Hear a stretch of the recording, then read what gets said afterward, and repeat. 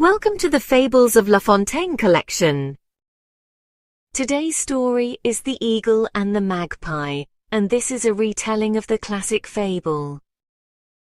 These timeless fables may seem simple, but each one carries a powerful lesson for listeners of all ages, young and old.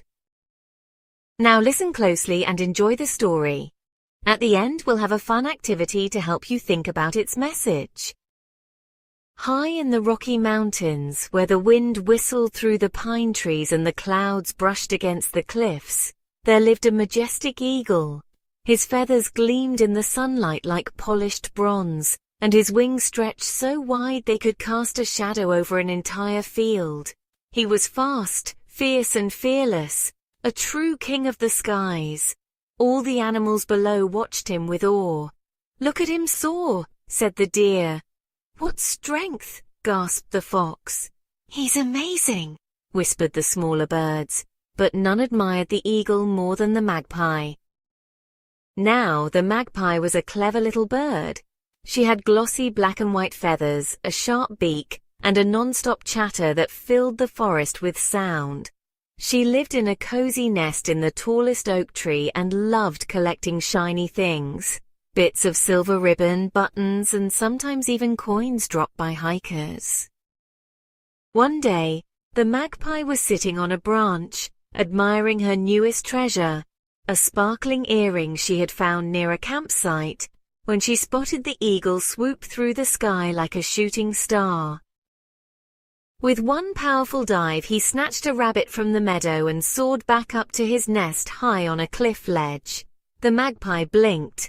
"Wow, now that's a bird," she murmured. "So strong, so graceful, so important."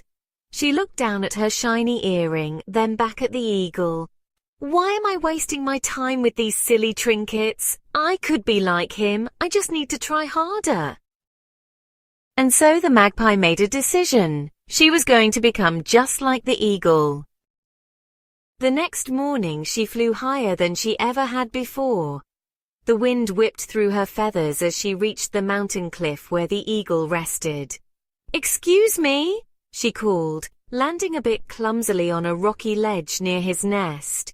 "Oh, great eagle, I've come to learn from you." The eagle turned his golden eyes toward her. "Learn from me? About what?" "How to be strong and fierce like you," she said proudly. "I want to be a hunter. I want to dive from the sky and catch big prey." The eagle raised an eyebrow. "But you're a magpie."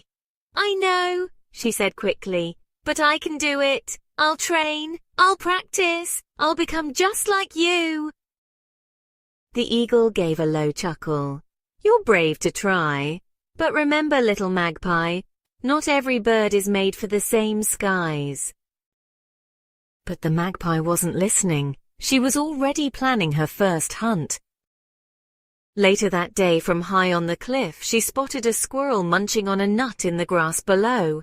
"Perfect," she whispered, "just like the eagle did." She spread her wings wide, narrowed her eyes, and dove. "Caw!" she cried as she flapped furiously. But instead of catching the squirrel, she misjudged her angle and crashed right into a bush. Twigs, leaves, and feathers flying everywhere. The squirrel jumped back, dropping his nut. "Whoa! What was that?" The magpie untangled herself, her tail sticking out of the bush like a broom. "Ugh! I was hunting."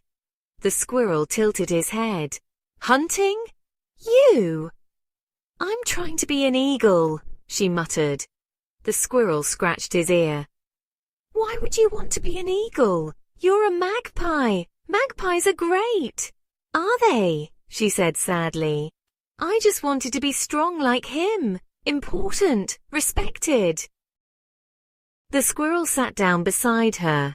"But you are important. Do you know how many nests I've seen that you've decorated with treasures? Or how many times your sharp eyes found food for other birds?" "Really?" she asked. "Really? And besides, can an eagle tell stories like you do? Can he mimic sounds or make the forest laugh? No way!" The magpie smiled a little. Just then, a soft shadow passed over them. The eagle landed nearby, his massive wings folding in. "I watched you dive," he said gently. "You've got spirit. That's rare. But don't forget what makes you special." "I guess I did," said the magpie. "I wanted to be someone else because I thought I wasn't enough." The eagle nodded. "We all have our place. I soar above the cliffs. You bring laughter to the forest. One isn't better than the other, just different." The magpie looked around. The forest was still, peaceful, and full of her favorite sounds: rustling leaves, chirping crickets, and the distant splash of a brook. It was her home, and she didn't need to fly like an eagle to love it. From that day on, the magpie stopped pretending to be someone else. She still admired the eagle, but she didn't try to copy him. Instead, she flew through the forest with pride, chatting with her neighbors, helping where she could, and collecting treasures that sparkled like stars. She had found her place and it was perfect. Great job sticking with the story all the way to the end. Now it's time to see how well you understood the moral with a fun multiple-choice quiz. You'll find the answers in the comments section. Take your time with the questions and don't forget to leave a comment below to let us know if you enjoyed the story. Your feedback really helps us improve. If you liked it, show your support by hitting the like button. It truly makes our day. And don't forget to subscribe for more stories. Thank you so much for being with us.